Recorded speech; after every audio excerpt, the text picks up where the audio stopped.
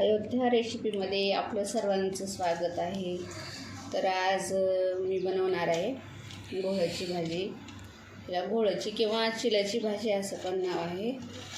तर ही उन्हाळ्यामध्ये थंडावा देणारी अशी भाजी, शरीरासाठी अगदी पौष्टिक भाजी आपण आज बनवणार आहोत.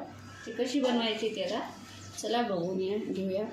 आता ही मी 2 ते 3 वेळा भाजी अगदी स्वच्छ धुवून घेतलेली आहे. याच्यामध्ये माती बसू शकते जास्त शेतातली, तर 2-3 वेळा याला छान धुवून घ्यायचं आणि याच्या मुळी जे असतात पूर्ण काढून घेतलेले आहेत. आता ह्याला आपण असं थोडं असं हातानेच बारीक करून घ्यायचं.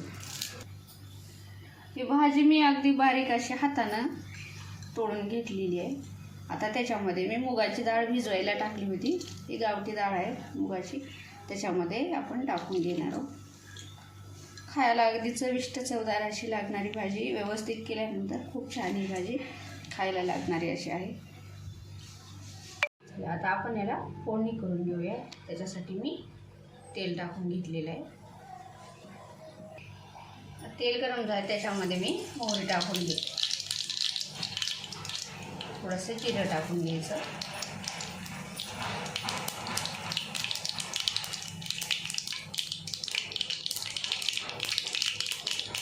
हे पूर्ण वेगळा मी लसणाचा टाकले. लसूण थोडा भरपूर टाकायचा, चवीला खमंग अशी लसणामध्ये भाजी लागते. हे लांब आकारामध्ये कट करून घेतलेलं आहे. कशाही आकारामध्ये कट करून घेऊ शकतात.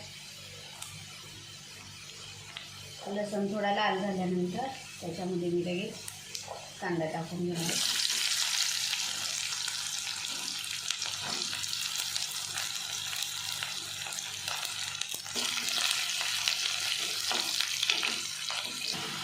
आपला कांदा हा चांगला परतून झालेला आहे. आता त्याच्यामध्ये मी काही मसाले टाकणार आहे.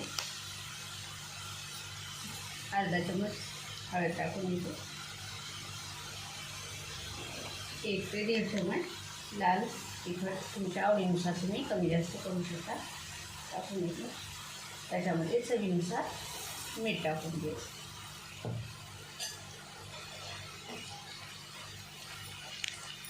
ते 1 मिनिटासाठी आपण परतवून घेणार आहोत. आता त्याच्यामध्ये मी ही भाजी आपली टाकून घेणार.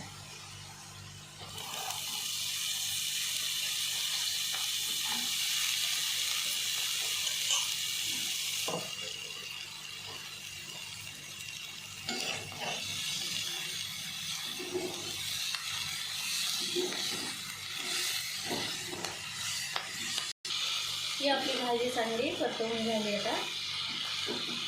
आता आपण ह्याच्यावरती झाकण ठेवून घेणार आहोत. पाणी अजिबात टाकून द्यायचं नाही. आपली डाळ पण भिजवलेली आहे आणि ह्या भाजीमध्ये पण पाणी भरपूर असतं, त्याच्यामुळं त्याच्यामध्ये आपल्याला आता पाणी टाकायचं नाही. फक्त झाकण ठेवून त्याला वाफवून घ्यायचं. ती बघा छान आपली आता भाजी अशी वाफलेली आहे. आपण याच्यामध्ये पाण्याचा 1 पण टाकलेला नाही आहे.